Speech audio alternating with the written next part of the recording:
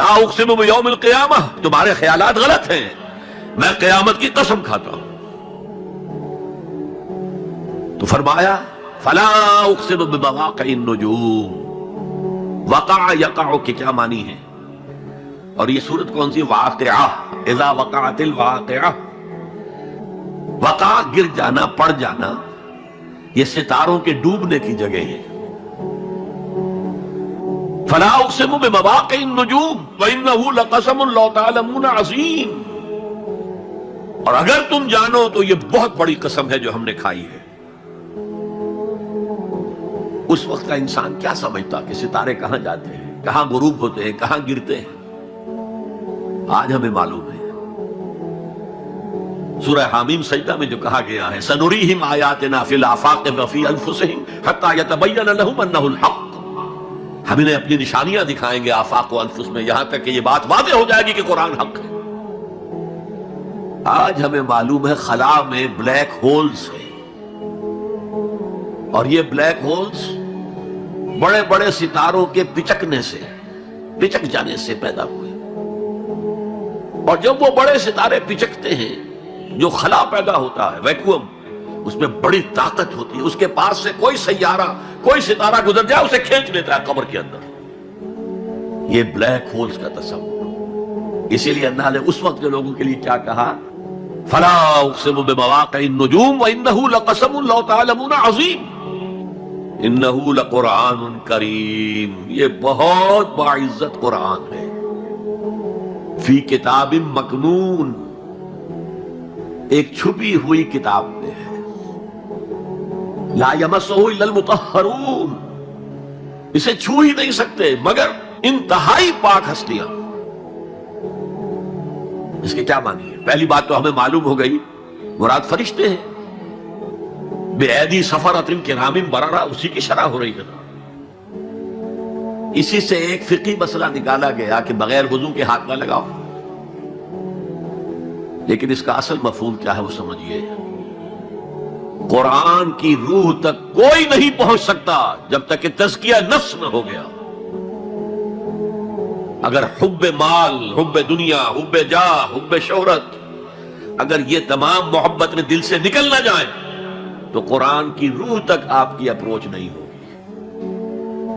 مولانا روم نے کہا ہے، اگرچہ ذرا میں سمجھتا ہوں کہ انہوں نے بہت سخت الفاظ استعمال کیے ہیں، ماز قرآن مغزہا برداشتے استخاں پیش سگاں انداختے، ہم نے قرآن سے اس کا مغز لے لیا ہے، جو ایسنس ہے وہ کھینچ لیا ہے، ہڈی کا گودا جو ہے وہ ہم نے نکال لیا ہے، ہڈیاں ہم نے پھینک دی ہیں کتوں کے سامنے جو لڑ رہے ہیں۔ علم کلام کا مسئلہ ہے صفات حق حق سے جدا یا عین ذات، قرآن مخلوق ہے یا نہیں ہے، غیر مخلوق، اور بڑے بڑے ہو رہے ہیں اس کے اوپر، یہ کتے لڑ رہے ہیں ان ہڈیوں کے اوپر۔ ہم نے اس میں سے اصل شے نکال لی، وہ کیا ہے؟ اللہ کی محبت، اللہ کی معرفت، یہ ہے اصل شے۔ ماذ قرآن مغزہ برداشتے استخاں پیش سگاں انداختے۔ تو جب تک انسان کا باطن پاک نہ ہو جائے وہ قرآن کے چھلکوں سے کھیلتا رہے گا، چاہے وہ کہنے کو مفسر ہو، قرآن کے باطن تک کبھی نہیں پہنچے گا۔ فی کتاب مکنون لا یمسہ الا المطہرون تنزیل من رب العالمین، یہ تھوڑا تھوڑا کر کے اتارا گیا ہے رب العالمین کی طرف سے۔ انزال کے معنی ہے دفعتاً اتار دینا۔ لیلۃ القدر میں آیا انا انزلناہ فی لیلۃ القدر۔ رمضان کے بارے میں شہر رمضان الذی انزل فیہ القرآن، باب افعال، لیکن حضور پر ایک دم نہیں اترا، تھوڑا تھوڑا تھوڑا تھوڑا 23 برس میں جا کر اس کی تکمیل ہوئی۔ اب دیکھیے جو شکوہ کیا اللہ نے، کیا اس جیسی نعمت سے تم مداہنت کر رہے ہو، بے اعتنائی کر رہے ہو، اسے پڑھتے نہیں ہو، اسے سمجھتے نہیں ہو، اس پر عمل نہیں کرتے، اسے اپنا امام نہیں بناتے؟ تمہارا طرز عمل یہ ہے، بلکہ تم نے اپنا نصیب یہ بنا لیا ہے کہ تم اسے جھٹلا رہے ہو۔ غور کیجئے، جھٹلانا جو ہے دو طرح کا ہے۔ ایک ہے زبان سے کہنا کہ یہ نہیں ہے، کوئی اللہ کا کلام نہیں ہے، یہ قرآن وغیرہ جھوٹ، سب اساطیر الاولین ہے، یہ محمد نے گھڑ لیا ہے، وغیرہ وغیرہ جھٹلانا ہو گیا۔ ایک جھٹلانا ہے عمل سے جھٹلانا، مان تو لیا اللہ کا کلام ہے لیکن اس کی حرام کردہ شے کو اپنے لیے حلال کیا ہوا۔ حدیث نبوی ہے ما آمن بالقرآن من استحل محارمہ، اس شخص کا قرآن پر کوئی ایمان نہیں ہے جو اس کی حرام کردہ چیز کو اپنے لیے حلال ٹھہرا لے۔ اس اعتبار سے غور کیجئے، اور اس کی مثال بھی دی ہوئی ہے سورہ جمعہ میں، مثل الذین حملوا التوراۃ ثم لم يحملوها كمثل الحمار يحمل اسفارا بئس مثل القوم الذین کذبوا بآیات اللہ واللہ لا يهدی القوم الظالمین۔ مثال ان لوگوں کی جو حامل تورات بنائے گئے تھے اور پھر انہوں نے اس کی ذمہ داری کو ادا نہیں کیا، اسے قائم نہیں کیا، اس کے احکام پر عمل نہیں کیا۔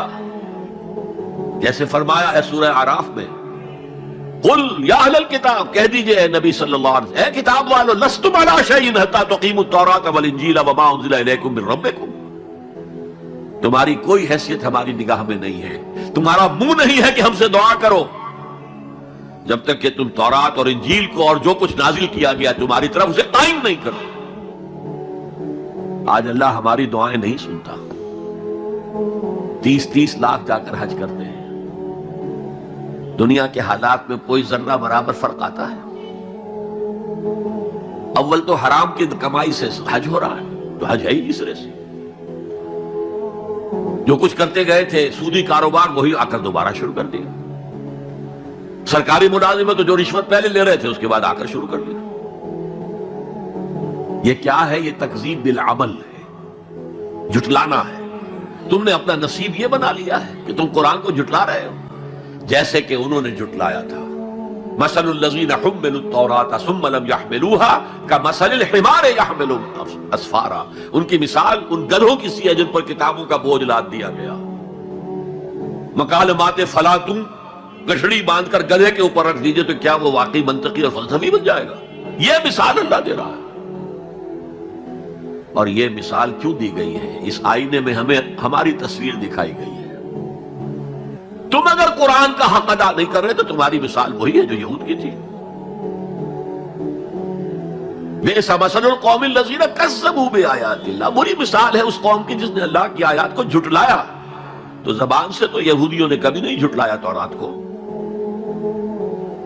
عمل سے جھٹلایا ہے۔ یہ وہ 5 مقامات ہیں جن میں اللہ تعالیٰ نے خود اپنے کلام کی شرح بیان کی ہے، تعریف کی ہے، اس کی عظمت کو بیان کیا۔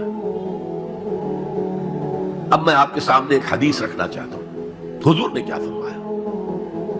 ایک حدیث سنا چکا ہوں آپ کو، عن عثمان بن عفان رضی اللہ تعالی عنہ قال قال رسول اللہ صلی اللہ علیہ وسلم خیرکم من تعلم القرآن وعلمہ، تم میں سے بہترین لوگ وہ ہیں جو قرآن سیکھیں اور سکھائیں۔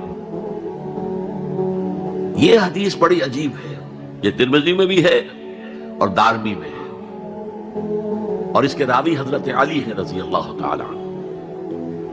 عن علی رضی اللہ عنہ قال، حضرت علی فرماتے ہیں انی سمعت رسول اللہ صلی اللہ علیہ وسلم یقول، میں نے سنا اللہ کے رسول صلی اللہ علیہ وسلم کو یہ کہتے ہوئے، انہا ستکون فتنۃ، ان قریب ایک بہت بڑا فتنہ رونما ہوگا۔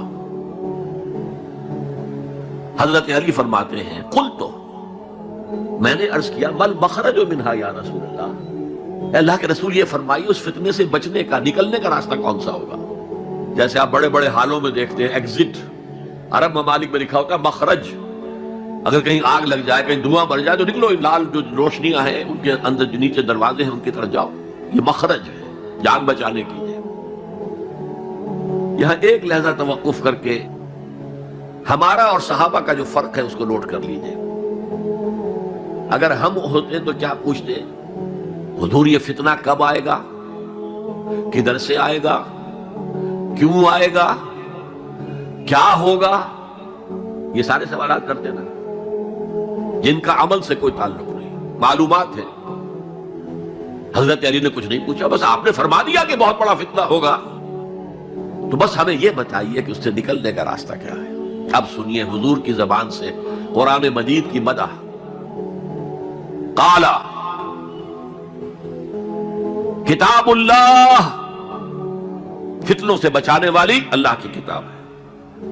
فیہ نبأ ما قبلکم، اس میں تم سے پہلے جو تھے ان کی بھی خبریں ہیں، قوم نوح اور قوم عاد اور قوم ثمود اور قوم مدین اور آل فرعون اور صدوم اور عمورہ کی بستیوں کے حالات ہیں کہ نہیں؟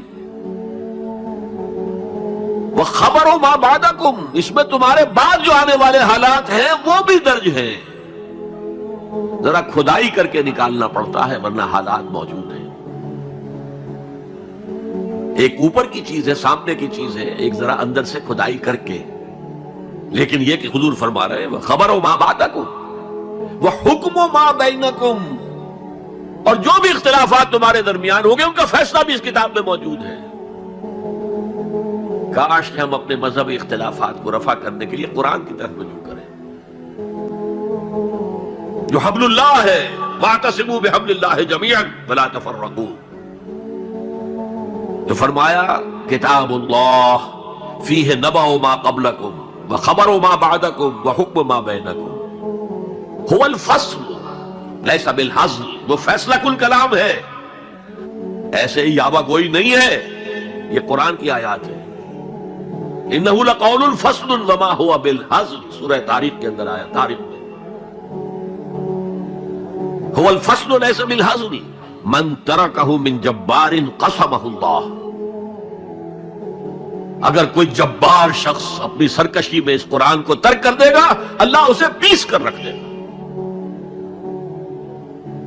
وَمَنِ ابْتَغَى الْهُدَىٰ فِي غَيْرِهِ أَضَلَّهُ اللَّهُ، اور جو کوئی ہدایت حاصل کرنا چاہے گا قرآن کے سوا کسی اور چیز سے، اللہ اسے لازماً گمراہ کرے گا۔